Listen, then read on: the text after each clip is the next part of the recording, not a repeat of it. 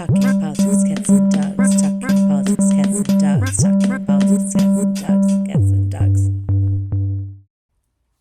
So the following presentation is a series of clips that is kind of things that I use to inform myself about the Israeli-Palestinian conflict. And it's not a perfect picture. I do think it paints a well-rounded picture. I did try to include different points of view. But of course, I am biased. I'm not even pretending to be not biased. Because at the end of the day, I'm a Christian. I gave my life to Jesus Christ on my 21st birthday instead of getting drunk like a normal college student. So I'm always going to look at things from a Christian perspective. And I think that this is a conflict where it's actually a lot better to understand this as a religious person.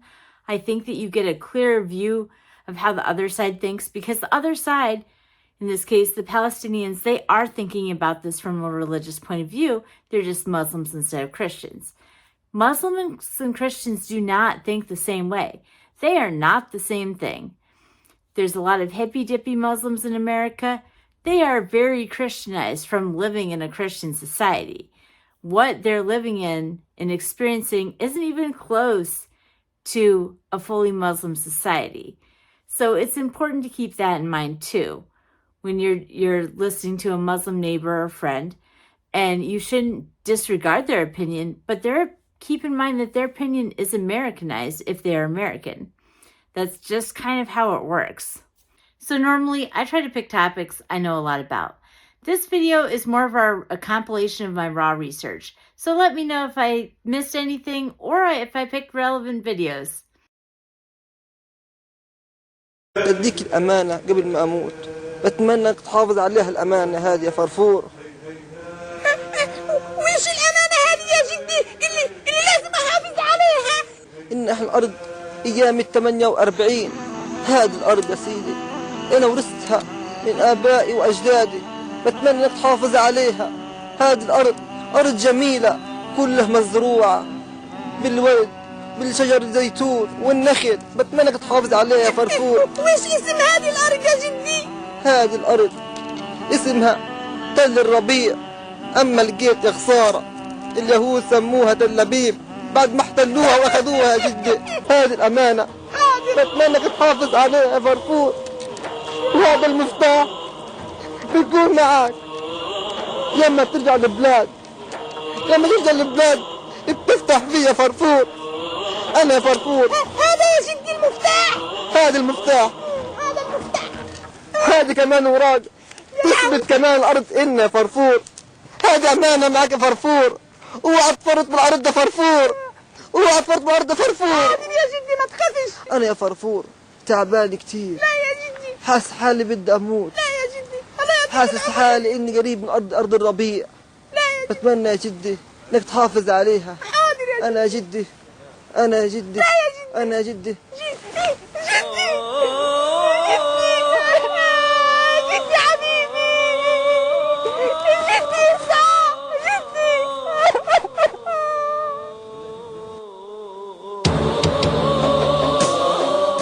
جدي حملني هالأمانة الكبيرة وأنا مش عارف قديش بدنا نتحرر عن البلاد من جلد اليهود المجرمين المقتزمين اللي قتلوا جدي وقتلوا كل الدنيا. شاب اعتقلوه من الساعة 12:30 الظهر، واخذوا ربطوا عيونه وربطوا ديله ورا وحطوه بالشمس مدة 4 ساعات. بعد 4 ساعات اجى الضابط مسكه. انا شغلت الريكورد على الكاميرا حتى انه اشوف، انا مفكرة انه رح يطلعوا بالجيب، بس هذا الاكبر شيء رح متخيل انه يسجنوا. بعد شوي يجي الضابط يمسكه ياخده على رصيف تاني، يطلب من الجندي اللي قباله انه بدك تطلق النار عليه بمسافة 0 متر.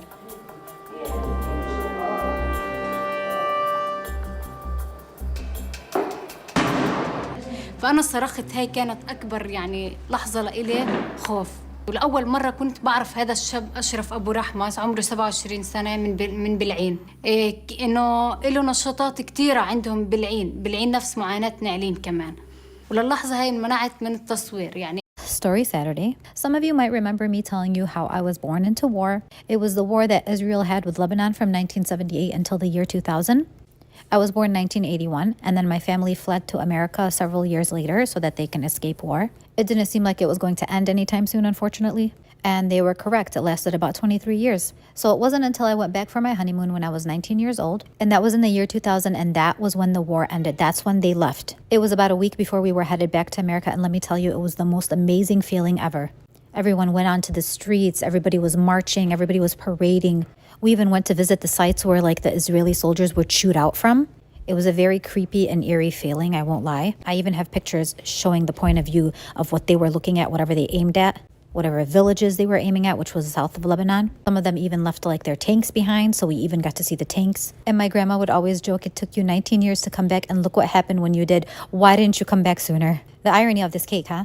So the reason I picked the last two clips is I wanted to represent the opposition side with people that I thought were truly sincere and had good intentions. I don't think sincerity and good intentions mean you understand your religion well. I don't think that's a particularly harsh criticism because there's tons of Christians that have never read their Bible. It's just amazing that here we are 14 centuries later, and the same pattern that we find in the life of Muhammad is now imprinted on countries around the world. احنا بدنا ندافع عن الأقصى بأرواحنا وبدمائنا ولا لا يا سنابل؟ نحن قلنا أكثر من مرة بأن أستاذية العالم تتطلب التالي: أولا أن نكون سعداء بلغتنا العربية التي نروح مع أبويا مع أبويا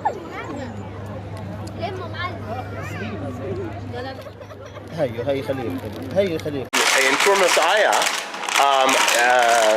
settlers burnt Palestinian homes. Hundreds of settlers went in and burnt homes. There's video of it. You drove in here, right? Yeah. You saw that on your right there were burned fields, right? Actually, I didn't notice that, but okay. They're not in their territory. It's right in between. They didn't even get inside. No, there was this. I saw the video of Palestinian homes in Tour Messiah, and I've been to Tour Messiah. Yeah. Burnt down to the ground. I understand. Why are people doing that? Why are you? That's well, obviously not me, but you know, it's kind of hard. I mean, I heard that after. So you're saying wait, let me go back. Hold on. Yeah. The pigua that there was. The terror attack. Yeah, terror attack. The one at the gas station? Yeah. Where how many people were killed? 2, 3. Okay. Yeah. Okay. 3 people, and my nephew got hurt. Yeah, it was terrible, and it was very close. And even Arabs sit over there and put gas in, so we were all shocked. And the kids that they grow up here, they have this, you know, pride, and they want to preserve their place and all of it. So it was kind of scary to see them going straight from the cemetery to the village. Even us couldn't stop them. They were so. Oh, this happened after the funeral. Immediately after the funeral. Okay. After 2 Sorry, funerals. now I'm getting that. אני מאמין בענישה קולקטיבית. Okay. אז מישהו עושה פיגוע, הורג בן אדם, אז מותר למה? בוא נגיד את זה ככה, אם מישהו היה יוצא מאש קודש ועושה פיגוע בקוצרה, לצורך העניין, מה אתה חושב שהיה קורה לאש קודש? לא יודע, אני לא עונה על שאלות, אתה עונה. אוקיי, אז אני אתן לך. מה שהיה קורה לאש קודש זה שהיה, אתה יכול להסתכל מה קרה בעטרת, זה לא קרה מזמן. היו מספר נערים באו להזיז חסימה של כביש או משהו כזה, הטילו עוצר על היישוב, עצרו תושבים של היישוב, עשו מהומות, עשו ענישה קולקטיבית חד משמעית, זה מה שעשו. למה לא עושים את אותו דבר לכפרים הערביים שיוצאים ממרצחים ושמעודדים את המרצחים? אבל מה ההבדל ביניכם והם? מה ההבדל? זה אותו דבר. רובם היו בני נוער עוד, באמת לא הספיקו לעשות משהו בחיים שלהם. So one way to think about it, and we can think of this from a Christian perspective because we're familiar with this. You have violent passages in the Old Testament and so on. But if you were to read the Bible from beginning to end and say, what am I commanded to do now? It wouldn't be, hey, go fight the Canaanites or something like that. We have commands that are directed towards us. So we understand our final marching orders, right? There are all sorts of things happen along the way. But the covenant that we are under and the commands that are directed towards us are things like love your neighbor as yourself, love your enemies, pray for those who persecute you, and so on. There's a role for governments to do things and to maintain order and so on. But as far as how we are to live as Christians, we understand what our final marching orders are, and we understand how that differs from marching orders for groups that came before us. سنابل انت شو حتعملي يعني من اجل الاقصى؟ شو حتفدي يعني روحك من اجل الاقصى؟ شو هتعملي؟ هطخ. اذا الفلسطينيين استرجعوا كل فلسطين شو بصير في 6 مليون يهودي؟ بتتوزع حول العالم. They would be separated in they would other be countries. spread to the rest of the countries or to other countries around the world. So they'd be thrown out. So يعني بينطردوا. طبعا. Of course. Okay. They can't stay? No, they can't stay. Why? It's our land. Throw them out.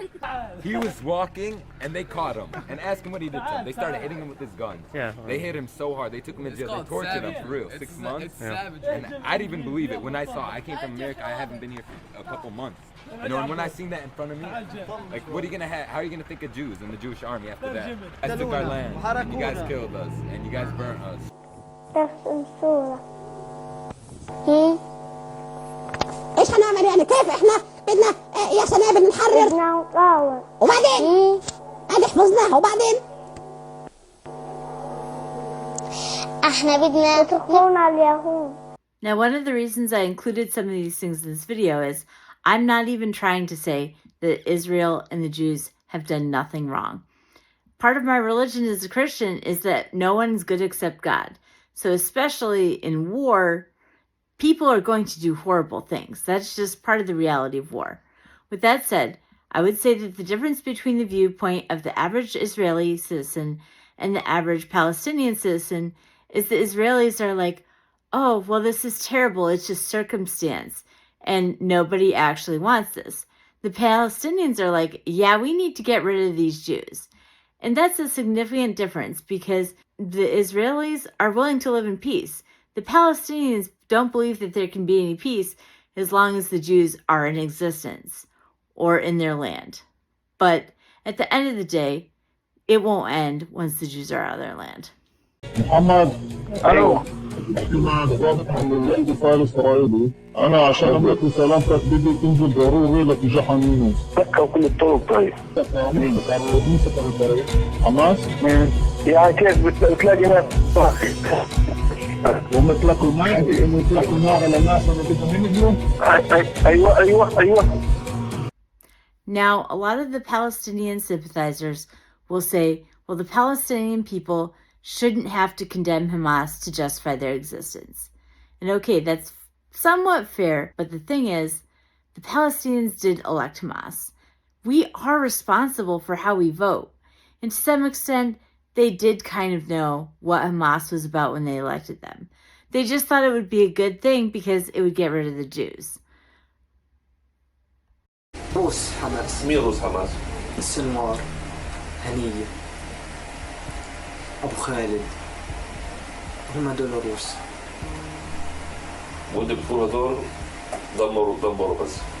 في إيش دمروا غزة؟ في كل هاي أنت شايف في ضايل غزة؟ لا. ضايل غزة لا.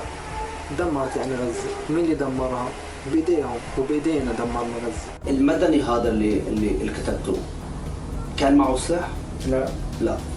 كم طلقة ضربت عليه؟ 2 ل 3. فوين الطلقات ضربته؟ عن منطقة الصدر. منطقة الصدر؟ وبعد إيه؟ بعد كده قعدنا نلفلف الطور في دارين أظن عملنا فيهم حريقة حرايق. لأنه في غزة اللي باخد أسرى له مكافأة شقة منزل بيت $10,000 كانوا يحكوها في القسام يعني.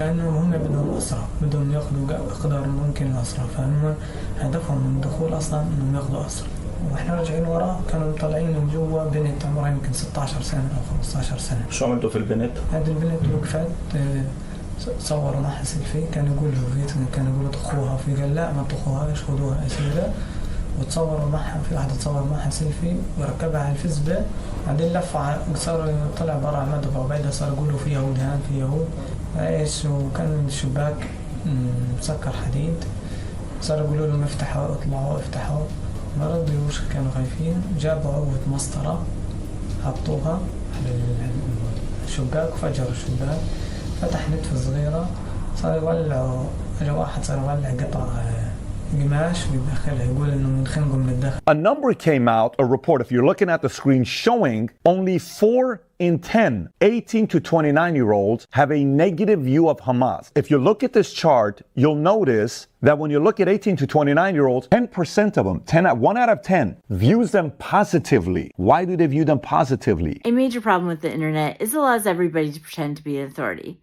Now, this isn't true of the apostate prophet. The apostate prophet does have an interior knowledge of Islam. He was born in Germany to an Islamic family. He grew up learning about Islam to be a good little Muslim. They moved to Turkey, so they moved from a more nationalistic nation to a fully Islamic nation with I thought it would be better because they'd be around other Muslims instead of like filthy pagans. He became radicalized after his aunt died in an honor killing. So he considered the scriptures, he considered the philosophy of the religion, and what it led him to do was become an atheist because he looked at it and came to the conclusion it's clearly a ridiculous religion. So I do think he is an authority on the subject. I often talk about how Islam teaches hate. How when you grow up as a Muslim, you learn to hate people. You learn to hate others.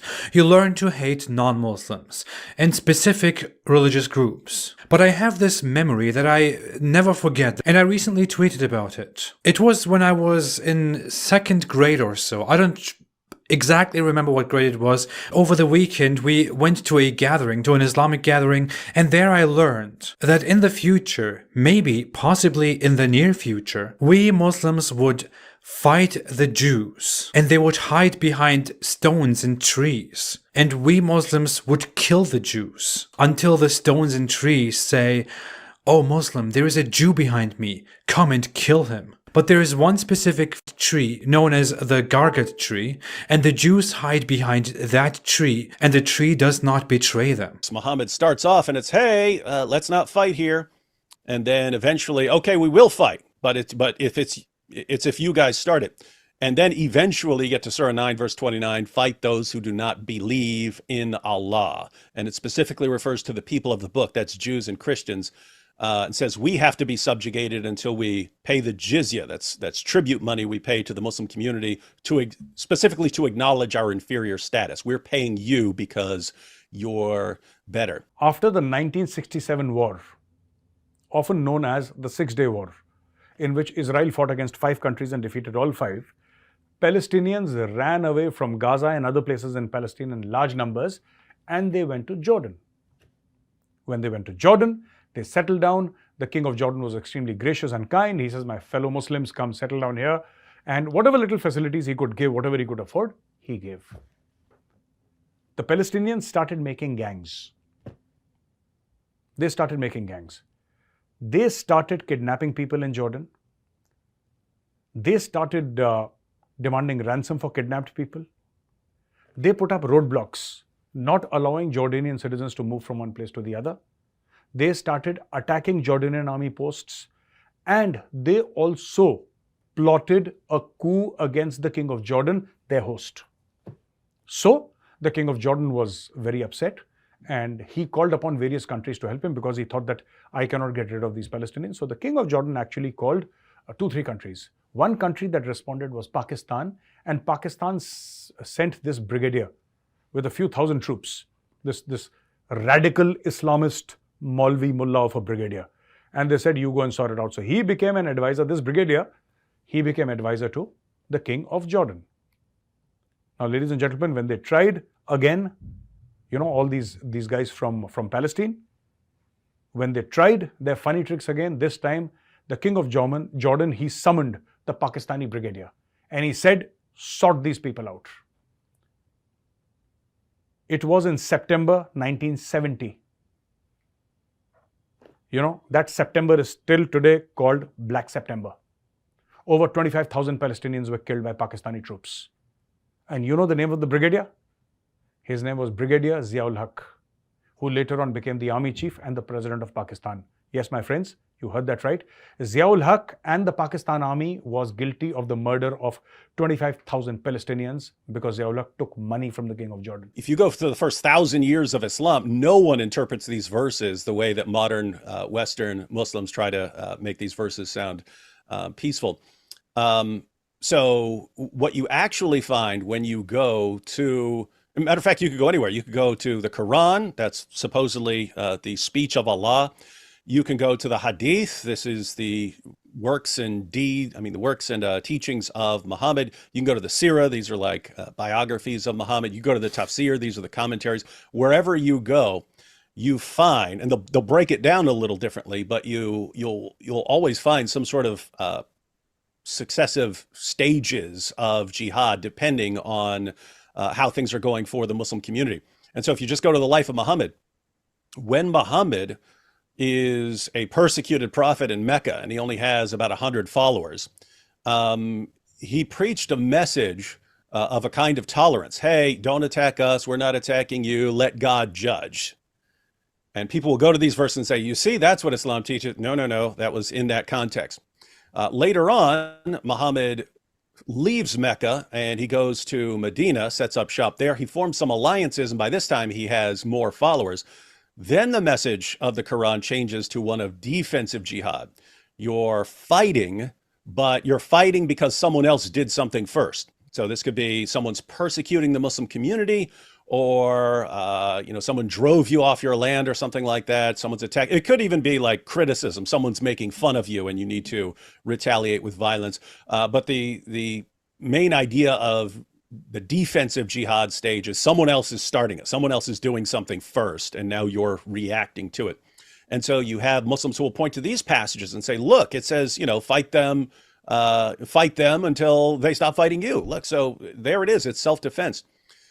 That wasn't the final marching orders either, because later Muhammad and his companions formed the most powerful group in society. So they dominate the Arabian Peninsula, and the message changes to one of offensive jihad. And there it's fighting people because of what they believe. At this point, you're not fighting people because they attacked you or because they persecuted you or anything else. You're fighting people specifically because of what they believe. And so this is offensive jihad.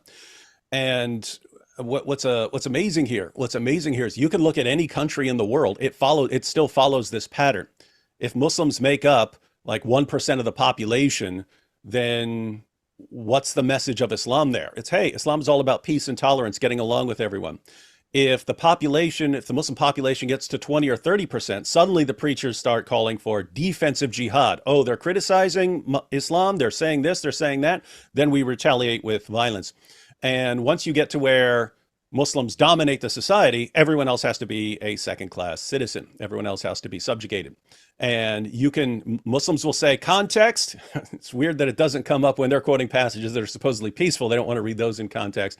But when you can read the context of the commands to fight those who do not believe, read the entire context. There's not one word about this being about self-defense. Every justification for fighting Jews and Christians and subjugating us and making us pay money in that passage, and anyone can read it. The entire passage starts Surah 9 verse 28, goes on to Surah 9 verse 33. There isn't one word about self-defense. Every justification for fighting us is our basic religious beliefs or practices. Christians have to be subjugated because we say Jesus is the Son of God.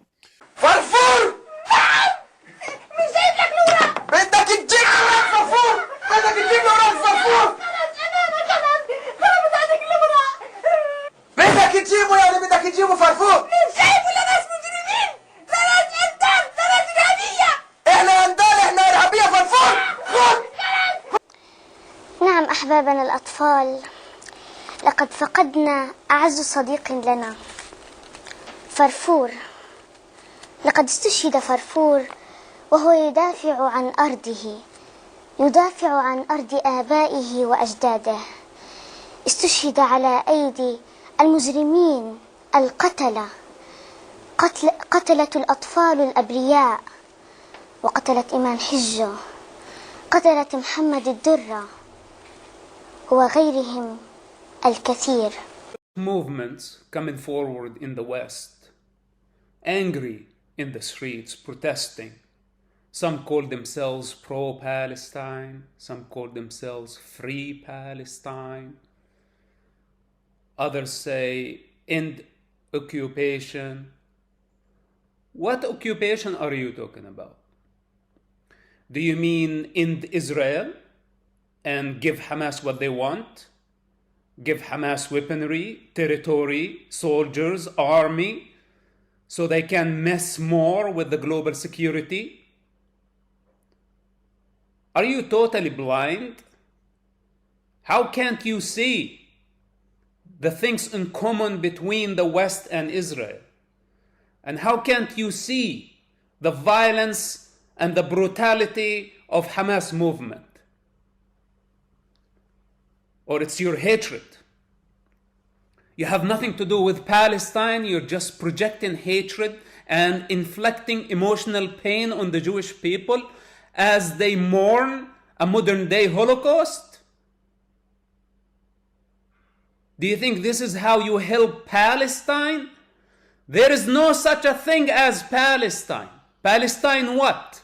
Yasser Arafat Palestine? PLO Palestine? PA Palestine? Hamas Palestine? Islamic Jihad Palestine? What Palestine are you protesting for? You have no idea what you're talking about. I am being emotional. I have the right to be emotional because I speak on behalf of the children. As a Palestinian child, as a child of the land, I qualify to talk about the subject. But you have no idea what you're talking about. You've never been there. You did not live the pain of that land. So what are you protesting against or about? What is your problem? Let me be clear. This war will go the way we want it to go. Your opinion doesn't matter. Even if you were a majority, you don't matter. Not in this war. It's not your business. You protest against your politicians in London, in Paris, everywhere, wherever you want. That's your business. But in the Middle East, we deal with business the Middle East style. The Middle East style. We are going after Hamas leaders, and we're going to kill all of them. And nobody can get in the way. Those are criminals. Those are terrorists. They have lots of blood on their hands. Hamas prisoners in Israeli prisons must be executed. We are going to destroy Hamas infrastructure. And that's the answer for their brutality. There is no way around it. As you see, I'm not politically correct. I'm not your type. And I will not be. This act of Hamas did not only bring the wrath of Israel against Gaza, it brought the wrath of God. And you will see God in action. I definitely see now why the Syrian Christians who had moved to America and became citizens were so gung-ho to endorse Trump because of him saying that he wanted to do a Muslim ban. Like, I kind of thought they were being a little hateful and that they were just bitter, but it's like there is a certain philosophy that is dangerous within Islam. We have to protect our country first. Like, we cannot have our country turn into the same mess that you see in these Muslim countries. Philosophy does matter. How you think about people does matter. We need to continue to be a nation that values people just because they're people. And the issue with Islamic nations is they value people because they're Muslims. And that's a huge difference. I kind of think that the Christian way is better. And listen, even though conservatives often criticize these movements, I don't entirely think the social justice movements are terrible. They have a lot of good things in them that are implemented badly. I honestly think that in many ways the Democrats have good hearts and they just screw everything up in the implementation. A huge part of American culture has become gay culture. Christians will get angry about it, but, you know, at the end of the day, Christians don't want to see gay people being flung off buildings. We can't preach to them if they get flung off buildings. That's not how that works for us. So in conclusion, I don't think Israel's perfect, but They seem definitely capable of defending their homeland. They've historically defended their homeland against all odds. So I don't think we should mess with that. I think we should support them to some extent, but I can't be sympathetic to the Palestinians because they're just going to kind of continue to do what they've done. And they are people, and they deserve human sympathy, but they don't need our political sympathy.